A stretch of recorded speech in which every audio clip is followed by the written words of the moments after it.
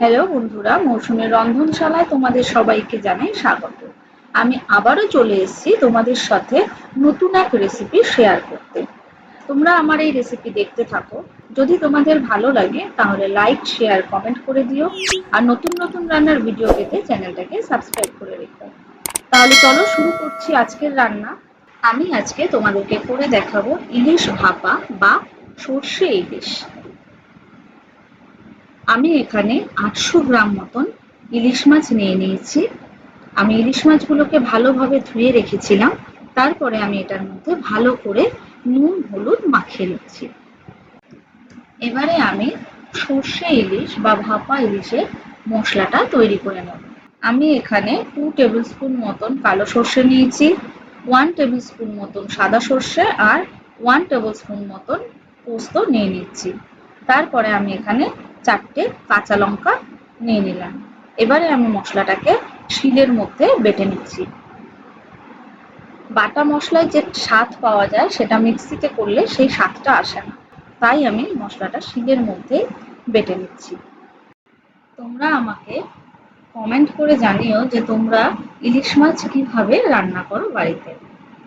ইলিশ মাছ অনেক রকম ভাবেই রান্না করা যায়, যেমন সর্ষে ইলিশ করা যায়। ইলিশ মাছ আমরা বেগুন দিয়ে ঝোল খাই, সেটাও ভালো লাগে। তারপরে ইলিশ মাছকে আমরা যদি কচু পাতা বা কুমড়ো পাতা বা কলা পাতায় যদি ভাপা করি সেটাও খেতে ভালো লাগে। আমাদের বাড়িতে ইলিশ মাছ আনলে আমি এইভাবেই এই রান্নাগুলো করি। তোমরা আমার কাছ থেকে পরে কোন রেসিপিটা ইলিশ মাছের দেখতে চাও আমাকে জানিও। আমি তাহলে সেই রেসিপিটা তোমাদের সঙ্গে শেয়ার করব। সর্ষে পোস্ত বাটা হয়ে গেছে, আর আমি নিয়ে নিচ্ছি হলুদ, লঙ্কার গুঁড়ো, নুন, চিনি, আর এখানে আমি টক দই ফেটিয়ে রেখেছি 2 চামচ মতন। এবারে আমি মাছগুলোকে মশলার সাথে ভালোভাবে মাখিয়ে নেব। আমি প্রথমে কড়াইয়ের মধ্যে সর্ষে পোস্ত বাটাটাকে দিয়ে দিচ্ছি। তারপর আমি তার মধ্যে ফেটানো টক দইটা দিয়ে দেব। তারপরে আমি একে একে মশলাগুলো দিয়ে দেবো। প্রথমে আমি নুন দিয়ে দিচ্ছি স্বাদ মতন। তারপরে আমি পরিমাণ মতন হলুদ গুঁড়ো দিয়ে দেবো। তারপরে স্বাদ মতন লঙ্কার গুঁড়ো দিয়ে দিচ্ছি, আর সামান্য পরিমাণে আমি এখানে চিনি দিয়ে দিচ্ছি। তারপরে আমি এখানে 3 টেবিল স্পুন মতন সর্ষের তেল দিয়ে দিচ্ছি। তোমরা তোমাদের পরিমাণ মতন তেল ব্যবহার করো। আমি এখানে সর্ষের তেলটা একটু বেশি পরিমাণেই দিচ্ছি। তারপরে আমি মশলাগুলোকে একসাথে ভালোভাবে মিশিয়ে নেব। সর্ষে পোস্ত বাটা, নুন, হলুদ, লঙ্কার গুঁড়ো আর সর্ষের তেল দিয়ে আমি মশলাটাকে ভালোভাবে মাখিয়ে নিয়েছি।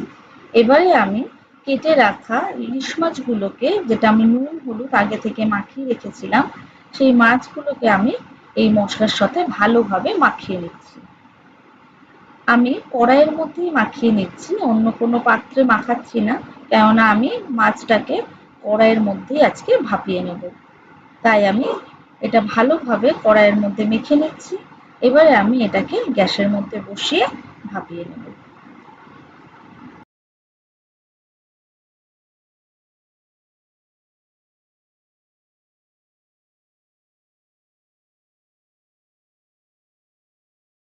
তারপরে আমি 3-4টে কাঁচা লঙ্কা দিয়ে দিচ্ছি। এবারে আমরা যে সর্ষে বাটা রেখেছিলাম বাটিটাতে, ওই বাটি ধোয়া জলটা আমি ওর মধ্যে দিয়ে দেব। এবারে আমি কড়াইটাকে গ্যাসের মধ্যে বসিয়ে দিয়েছি। 20 মিনিট মতন আমি এটাকে ভাপে সেদ্ধ হতে দেবো। আমি নাড়াচাড়া করবো না, এরকম ভাবেই বসিয়ে রেখে দেবো লো টু মিডিয়াম ফ্লেমে।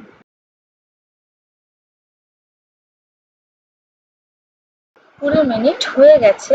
এবারে আমি ঢাকনাটা খুলে নিচ্ছি। ইলিশ ভাপা অলমোস্ট রেডি। এবারে আমি ইলিশ মাছটাকে নামিয়ে ফেলবো। নামানোর আগে আমি এর মধ্যে 1 টেবিল স্পুন মতন সর্ষের তেল দিয়ে দেবো।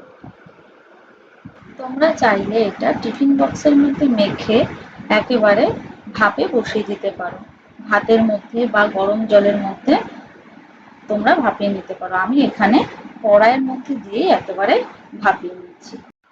আজকের সর্ষে ইলিশ বা ভাপা ইলিশ তৈরি হয়ে গেছে। গরম গরম ভাতের সাথে যদি এইরকম গরম গরম ভাপা ইলিশ পাওয়া যায়, তাহলে দুপুরের খাওয়াটাই পুরো জমে যাবে। তোমরাও এইভাবে আমার মতো রান্না ট্রাই করে দেখো। যদি তোমাদের আমার রান্না ভালো লাগে তাহলে লাইক, শেয়ার, কমেন্ট করে দিও। আরো নতুন নতুন রান্নার ভিডিও দেখতে হলে আমার চ্যানেলটাকে সাবস্ক্রাইব করে রেখো। যারা নিজেদের গুরুত্বপূর্ণ সময় থেকে সময় বার করে এতক্ষণ ধরে আমার ভিডিওটা দেখলে, তাদেরকে অসংখ্য ধন্যবাদ। তাহলে আজকের মতন এখানেই শেষ করছি। আবারও দেখা হচ্ছে তোমাদের সাথে নতুন কোনো রেসিপি নিয়ে। তোমরা সবাই ভালো থেকো, সুস্থ থেকো।